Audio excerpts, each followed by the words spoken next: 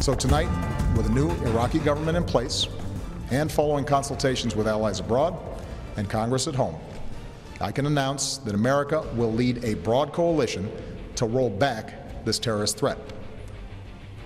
Our objective is clear. We will degrade and ultimately destroy ISIL through a comprehensive and sustained counterterrorism strategy. And rainwater will be beer, and nobody will ever lose their hair ever again.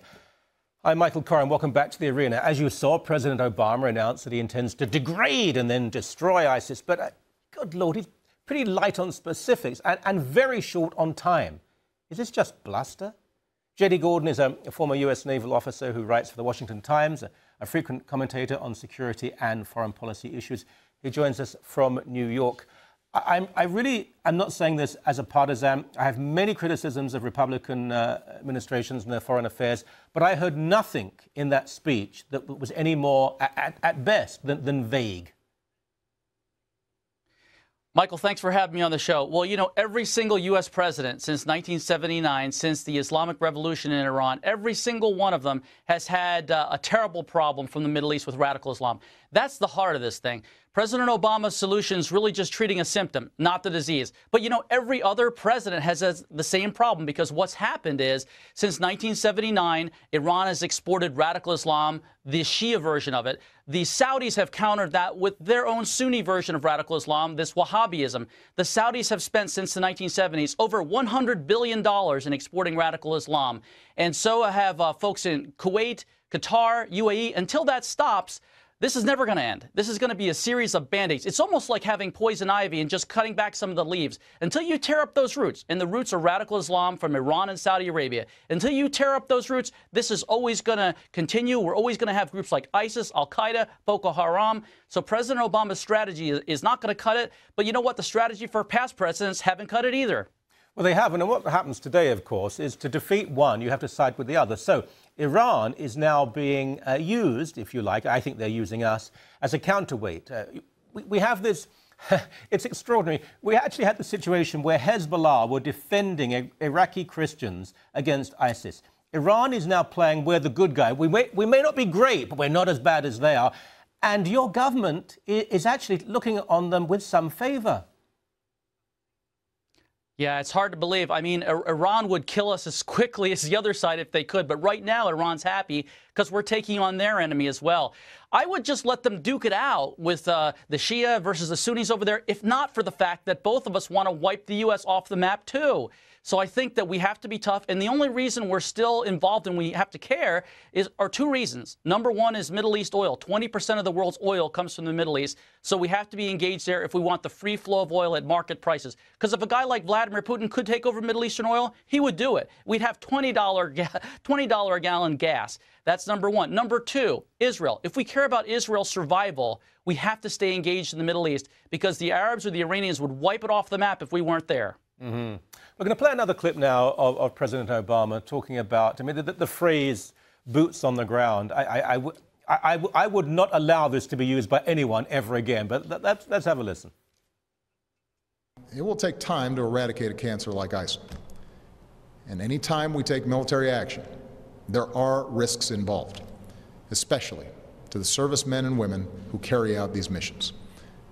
But I want the American people to understand how this effort will be different from the wars in Iraq and Afghanistan. It will not involve American combat troops fighting on foreign soil. And he went on to use that phrase, boots on the ground, although he did, to his credit, use the word cancer, which is about as severe as you can get. It is, you know, but he says we're not going to have combat troops. But if you look, the U.S. is going to have 1,600 in Iraq. That's 1,600. So they're going to be training and advising and assisting the Kurdish Peshmerga militia, the Iraqi military. I don't think we should have boots on the ground in Syria right now. I do favor airstrikes in Syria. You have to take the fight to ISIS wherever they are, and that's in Syria and Iraq primarily. But I think that boots on the ground in Syria itself is not a good idea, because they'd be targeted by ISIS, Bashar al-Assad, and the Iranians. So I think it's a smart move to try to train the Free Syria Army, the folks that are more moderate, more secular in Syria, to fight ISIS and to fight Bashar al-Assad. It's not a great option, because if they lose, their weapons are going to get taken by ISIS too. But it's probably the least bad option is to support those rebels in Syria that support us. I'm not sure I agree with that. However, I'm not sure what I think anymore about the Middle East. In terms of American politics, it does depend who the next president will be. Barack Obama, it seems to be, I don't think he's indifferent to the situation, but his energy is gone. There's nothing left there.